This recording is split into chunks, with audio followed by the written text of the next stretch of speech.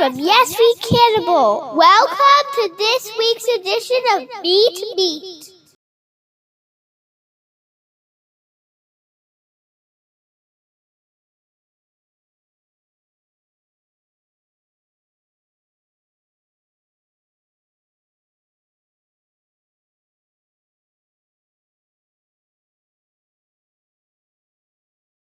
So when I was at the teaching in the university, I had a friend, like a lot of teachers who are adjuncts and are working through the extended university system. We're all freeway flyers down here. We're going from one university to the next, and so people are just grabbing little teaching jobs here and there. And one of my friends with whom I got very close, who's also a philosophy guy as well, ended up hearing about, he's like, hey, did you know that you can go teach in the jail system? And he kind of put it in my head. And then he ended up getting a job there. And he's like, hey, you just got to come over here. Like, for one thing, like the pay is good. The insurance benefits are good. Sure. So like things are okay. But I wanted to try something different. And, considering my research interests, I thought, okay, well, this is kind of a praxis or a practicum of sorts. So let me check it out. And it took me a while to get in. Like I first applied maybe in 2015 and I didn't get it. No, 2013 or 14. And I didn't get in until 2017. I still have my jail clearance and I still work with the organization who does the teaching in the jails. But because of COVID-19, those programs are basically done. Yes. And it's likely too that a lot of the infrastructure that we were able to occupy has been converted now, in reaction to everything that's happened there. So, there's a huge question mark looming over like what's going to happen in the next year or two.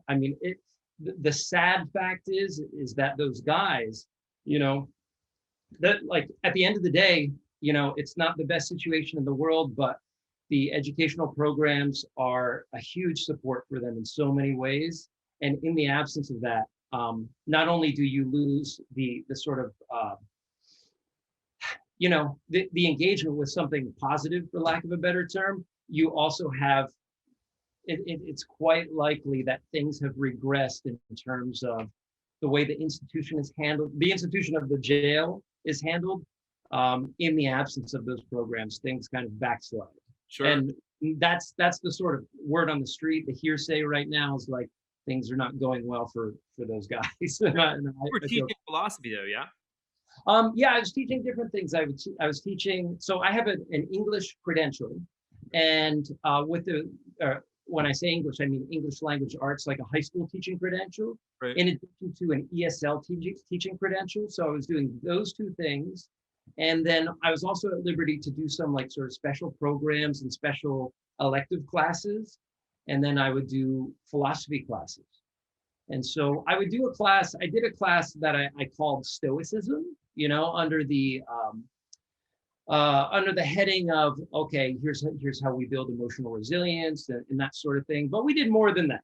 In there. And so it's interesting because I had a very sort of bastardized / hybridized form of Stoicism where I actually used some Deleuzean ethics and talked about it in terms of, I guess you would say, how do we build resilience as communities, and how do we enunciate certain kinds of desires that we have, to what kinds of things do we want to do? How can we envision our community differently in conjunction with doing a lot of these sort of like Stoic practices of the Greek and Romans.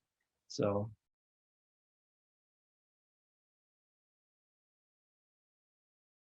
No, that's really tricky, especially being, well, so there's they've clamped down on the restrictions regarding staying in contact with students. So the basic rule is, well, at least the basic rule was that in the past you weren't allowed to contact any inmate or former inmate until they were out at least a year, right?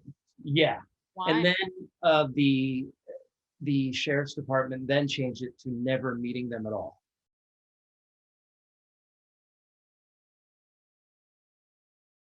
Prior to actually teaching in the jail system, that was actually a focus of mine in some political organizing, I would say in a couple of years prior to that. But then when I went to school for philosophy, I kind of put activism on the back burner a little bit because it was just almost impossible time-wise to do both.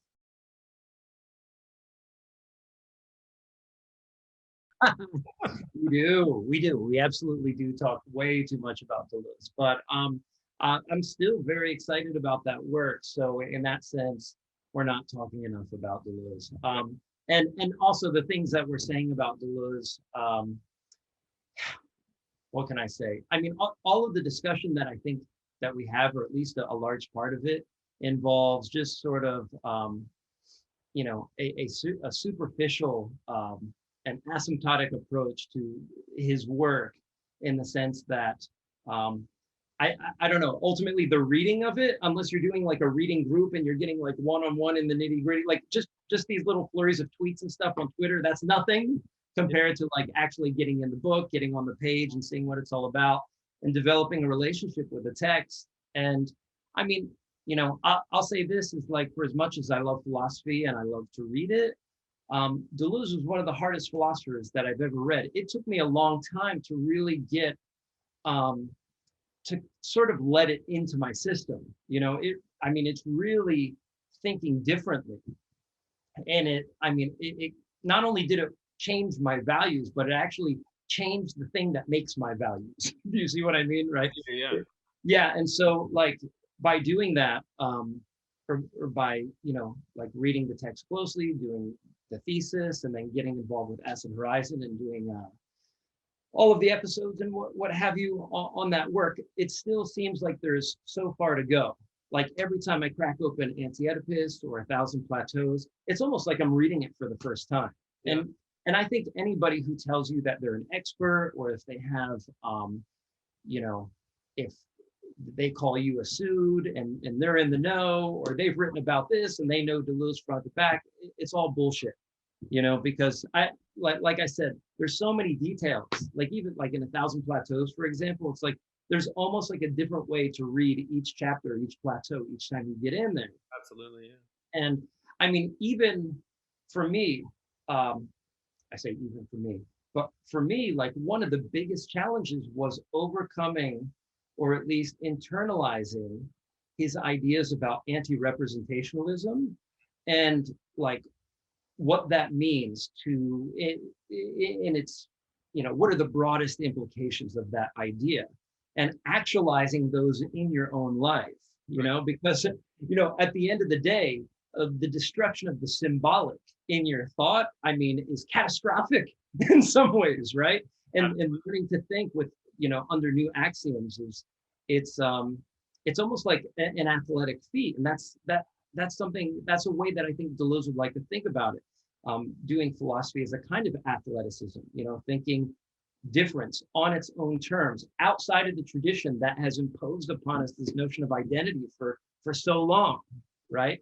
It's hard to do, right? It's in our bones.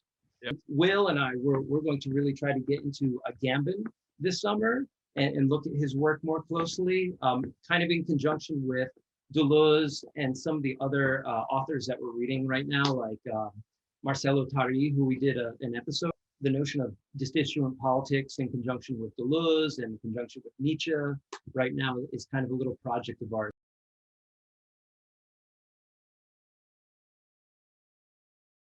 There's probably a couple of reasons. You know, the one reason is I remember the first time I picked up Anti-Oedipus. Well, actually, maybe it wasn't the first time, but a long time ago, I was in a radical reading group. And I knew most of the people in person, but it was conducted mostly online, and we read all kinds of stuff. Everything from Gramsci to Bordiga, you know, but like just little essays, you know, here and there, and then we would talk for an hour about them. And then one day somebody recommended, oh, we should do this little portion of chapter 1 of Anti-Oedipus. And I'm like, oh, it's been a while since I kind of looked at that.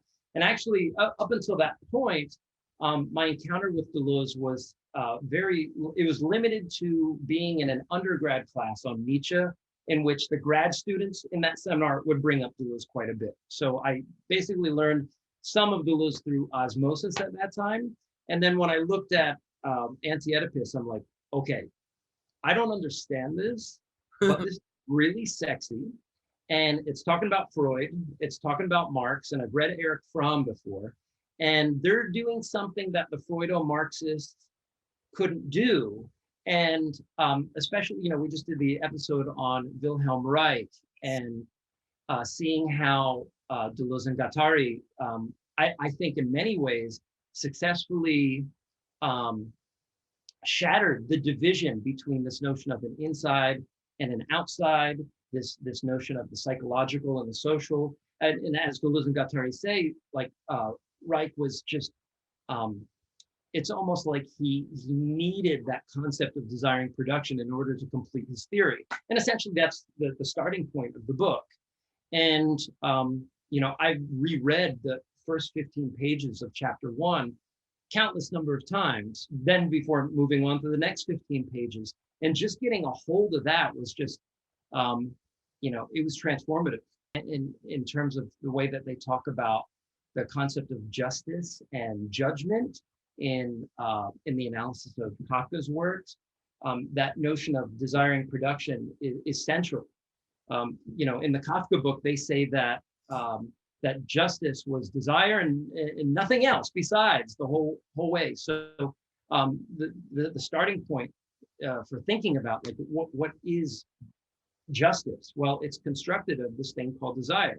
Okay, well, what is desire? Well, now you can look at Anti-Oedipus. They have kind of a fleshed out theory there, but as you know, with Deleuze's works, the concepts are intensive. They change. There's an arc that goes over the book, over the oeuvre, that is.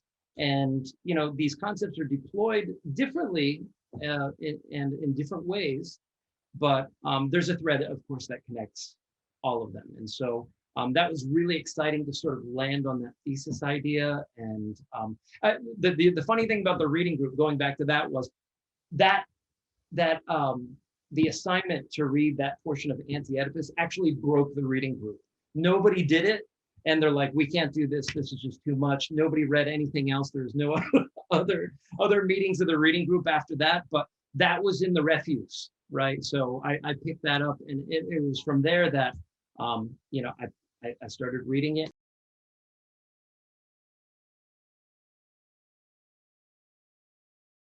Is that where CalArts is, right? Actually, where I worked was right there in Santa Clarita, just like a couple exits up from CalArts, right?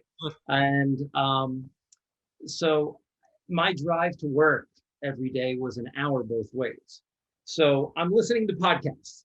I'm listening to all kinds of philosophy podcasts. And I'm just listening. I'm listening for certain things, and I'm listening for what's lacking. And I detected a certain void. Now, I knew about Taylor and I knew about Theory Talk. Yeah. And I liked a lot of the discussions there.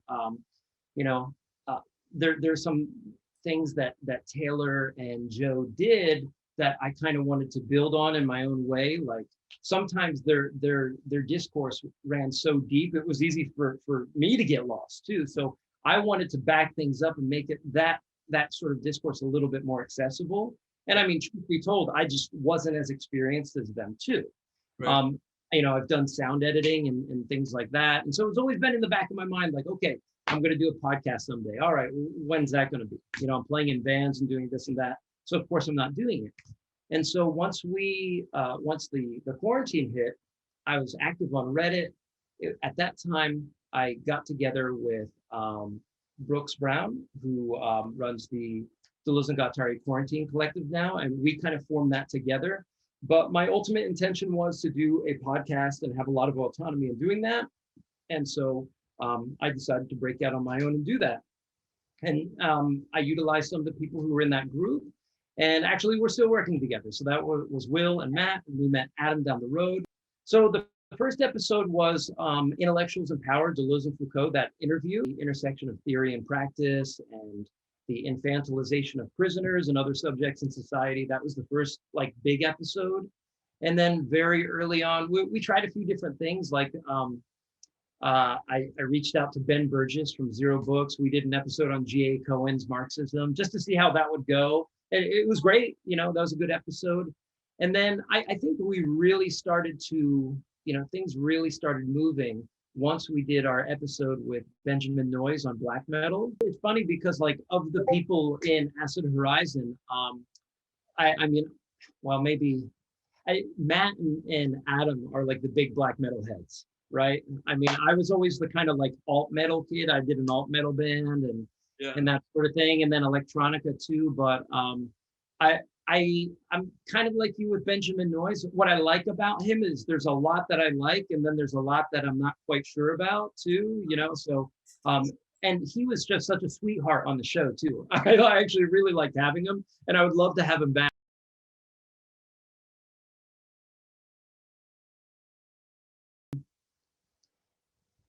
I like what Culp is trying to do. And I don't think what he's trying to do is unique, but that's not disparaging. I think the thing that he's trying to do is good. He's trying to move Deleuze away from these sort of liberal vectors, these liberal coordinates, and kind of radicalize Deleuze. I just don't think the moves that he makes in the book necessarily need to be made. I think there's a lot within Anti-Oedipus, for example, that would justify creating Deleuze and Guattari as a destroyer of worlds. And there's a way that we can talk about Deleuze in negation, Deleuze in destruction, without having to make recourse to like maybe some sort of a notion of the negative that maybe Deleuze would criticize himself.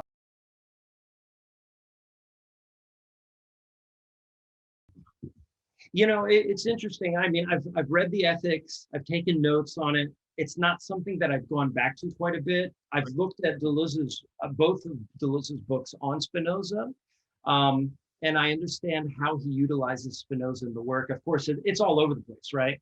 But you know, there's some questions there as to what, you know, like, for example, we're reading Rainer Sherman right now. I'm not sure if you've ever looked at any of that work, but the philosophical, he writes about the philosophical or the metaphysical notion of anarchy. And this is one of the episodes that we're going to be doing very soon in conjunction with Catherine Malibu. She'll be on the show. You know, I would call that the Adam Malibu assemblage, which involves reworking Hegel, this notion of plasticity, and Adam's work on Stirner, which I don't have a lot of, I don't have a hold of all the details, but I like the idea of, you know, like there's a sort of like surface level opposition between Deleuze and Hegel, right? Like that's what you see on Twitter. But I'm interested. It's like, okay, I think what Deleuze does is, you know, he sort of ups the ante for the Hegelians out there. And now it's kind of a turn for them. Okay, how are we going to work this notion of negation back into the philosophy and answer Deleuze? Like, to me, that's exciting.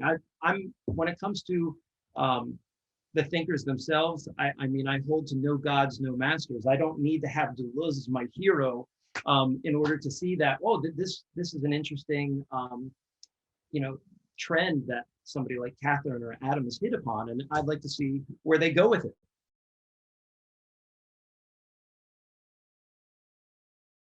Okay. Well, I would say this. I would say philosophy has been done in so many ways.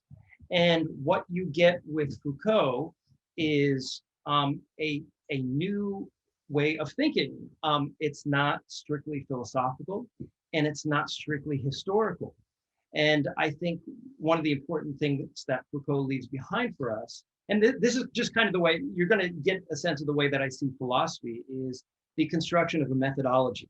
And kind of in the same way that Deleuze does it. But I think in some ways, Foucault is more unique than Deleuze in terms of this sort of discourse that he's created.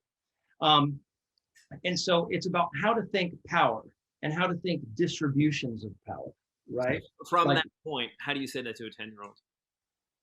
To a 10-year-old, I would say to the 10-year-old, I'd probably ask them, and just in terms of questions, I would say, look around you, look for the most powerful people in the world, and look at, for example, who might have some sort of power over them, or like what are the ways in which they are tethered to things or people or institutions that may seem weaker than them or subordinate to them, but kind of keep them in check. like look for the dialectic of power. Um, oh gosh, how would you do 5-year-old for Foucault? Yeah, let me think. I would say I'd probably talk to my 5-year-old about truth and truth telling, maybe. Like, I'm totally riffing right now about Parisia, and telling truth to power, and maybe standing up to bullies, and saying the right thing. Did I do well there? I would just put glasses on the baby, and then I'd be okay. Deleuze and Guattari for a 15-year-old. Okay. At 15, wow. So my starting point would probably be anti-Oedipus yet again, to talk about, it wouldn't be first of all, it wouldn't be lecturing then. It would be asking questions, right? And I would probably start explaining in the same way that I did my Bodies Without Organs video. I would ask them, I said, hey, let's think of the world in terms of things that flow and things that break those flows. And your homework assignment is to find 10, and this goes for 15 and 10-year-old. I think this is the same thing. Like, just go and find like 10 unusual flows and the things that break those flows, and we'll start off. Like, I flush the toilet, there's the piping, you see it go this way, goes into the ground, hits the bottom of the sewer. I don't know what happens when you flush and the stuff goes down the drain, but it goes somewhere. And just start, like, maybe on a long drive, like, hey, let's find flows and breaks. Let's play a game, flows and breaks, the game, right? That might be a good way to teach it, right? And then from there, I would ask, how are all those things organized? What's the organizing principle behind all those things? And I would say, think about how the world is constructed of all of these organic flows, but there's something non-organic that unifies those things or organizes them in some ways. And that's how I talk to them, maybe about the body without organs, And I think one of the easiest ways is to talk about capital, because I mean, I think, even as a 15-year-old, I think you probably have a pretty good sense, like just being inside a school, especially these days with vending machines and the clothes that kids wear, how capital is, the axiom that organizes all of the, it sort of like infects all of the power dynamics and the social dynamics of the school, like who has the nice clothes, who's going away to Disneyland for the summer. Oh, really? You did that? The Coca-Cola machine, the shitty lunch. Oh my goodness. Yeah. Well, I think the thing, yeah, could you imagine the trouble you get in teaching the tie to a kid? But I think one of the ways that you could teach Bataille is not dissimilar from the way that you could teach Deleuze and Guattari, which is talking about the notion of expenditure, right? And how human beings, or living things in general, have this tendency to want to engage in a kind of reckless, non-productive expenditure of some sort, right? And I mean, something as simple as a kegger or a rave, could be an example of that. And I think you could use that to talk about the economy. To the 15-year-old, and the 10-year-old might have some trouble with it, but with a 15-year-old, you could talk about the ways in which non-productive expenditure was an important facet of economies, like in conjunction with their history class. Yeah. Right. I mean, how many students by that time have already learned, for example, pre-modern societies, feudal societies, and that sort of thing. I think there are a lot of points of connection there, using history, especially with anti-Oedipus, talking about, how non-productive expenditure changed over time and how that informs the economy. Now, doing that for the 5-year-old, I don't know, maybe just, gosh, how would you teach non-productive expenditure to a 5-year-old? And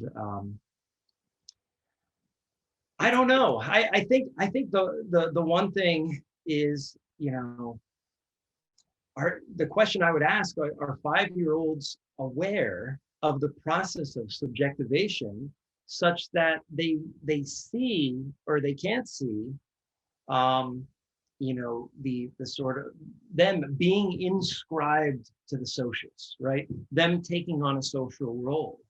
I mean, when kids go to recess and they play, I think here's one thing that we can say, at least for Deleuze and Guattari and for Bataille and for Nietzsche, like the sort of thread that connects them all, is this sort of image of the child. I mean, it's valorized by Nietzsche, it's valorized by Deleuze, maybe to a certain extent with Bataille, insofar as he believes that our heritage and the lineage with animals has been disavowed, right?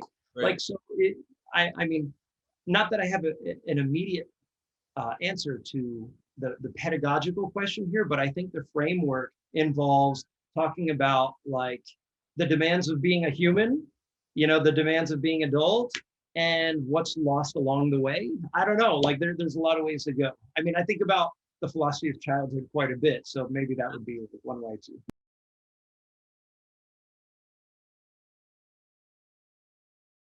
I mean, I wouldn't even call this tooting my own horn, but for me, it's a kind of self-care in the sense that, I can remember times in my life where, like being in bands and working and doing this and that and just kind of being out of control, like not that I'm completely off the rails, but knowing that like a good philosophy book or a good idea was just so sumptuous in a way and had this centering power for me, right? And I'd get very invested in an idea to the point where like it was almost redemptive in some way.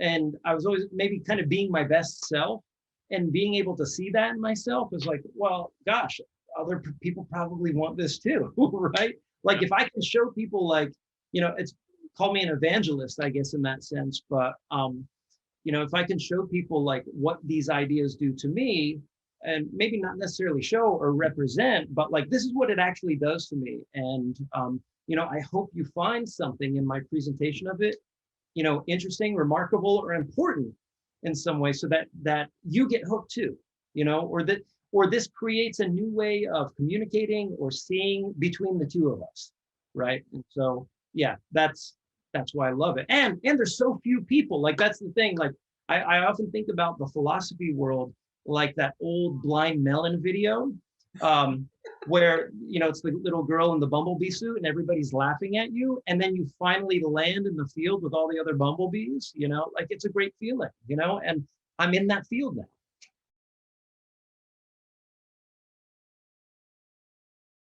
You mean not me, but Sereptie the artist? Well, I don't know if you know where Sereptie comes from. There's an old book by an author named Joan Halifax called Shamanic Voices, and it's basically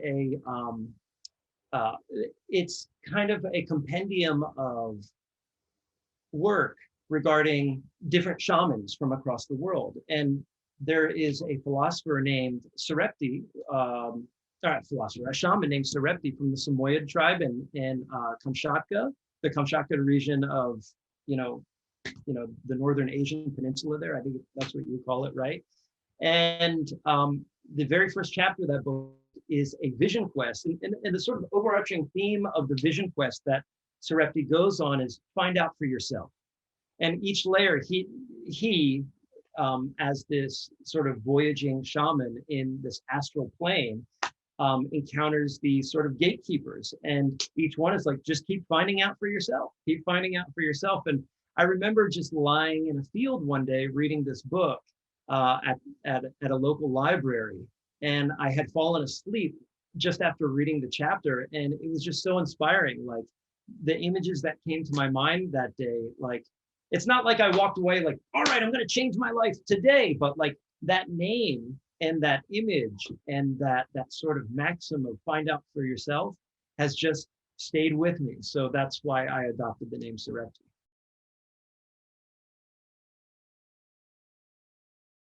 So yeah, Sereptie was just like, I was always kind of making beats and stuff like that. And the idea was that, and you were in LA, so maybe you remember low end theory.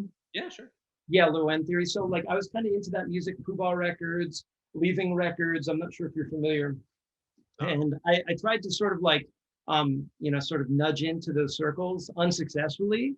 And I was making some beat music, and there's a lot of stuff that I've made that I really like, but I never really put out anything as a beat maker that I liked. But once I started doing these kind of like zoetrope ambient kind of performances, I was like, this is what Sereptie is, and that I had just been compiling those tracks for years. Maybe 3 or 4 years, up until the beginning of the pandemic, at which point I was like, shit, I got enough tracks for an album now.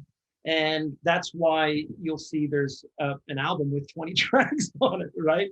And then I made a few others after that, and I put out like a little EP besides that. And that's often what you hear as the interludes in the background of Acid Horizon. I said, okay, this is it. This is a sort of culminating moment for this creative arc, where I'm going to merge, the sort of like Mark Fisher vision of acid communism with this guy, this shamanic ambient music concept that starts out with that lives by the maxim, find out for yourself, and merge those things into Acid Horizon, and that's where we get the aesthetic.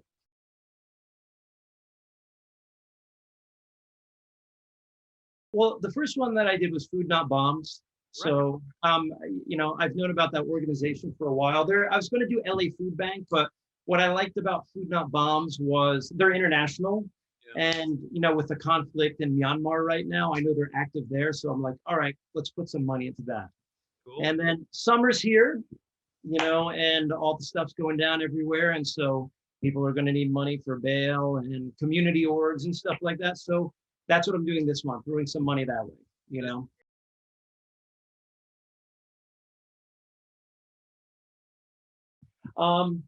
Actually, I think get ready to get in that sort of introspective headspace wherever you are, where memories appear as fragments in a way that, kind of builds that puts you on a precipice that's a little bit uncomfortable, but kind of keeps you like in this kind of zoetrope feeling of time, like that's the sort of space that I like to navigate with the music. I don't want to take you on a soaring journey necessarily, like some ambient music would normally do. I want to kind of keep you at like a cruising surveillance speed, like above the waves of the ocean, and maybe, like not so much in the moonlight, but just the darkness beneath it. That's the sort of vibe. Do you conjure Sereptie, or does Sereptie conjure you? Oh, good question. I think it's kind of like, a thread being pulled, from a ball of yarn until it becomes nothing, or, the onion example, you just start peeling and peeling and peeling, and then suddenly it's all gone, that's the vibe. Just sitting in front of the loop deck, you got all the loopers, you got, I'll have my pedals here. I got like my lo-fi stuff. I got my old pitch shifter pedal from Japan, like the very sought after, what is it? It's the Boss PS2 pitch shifter, which I think it was only sold in Japan, and they're kind of rare, but this pedal does something interesting that the other iterations of this pedal don't do. So I'm always excited to use it. Where's your organ accumulator in there? You're in it. This is it. I'm accumulating right now. Yeah, it's been a privilege. So, well, yeah, thank you, Matt, and thank you, Liz. I really appreciate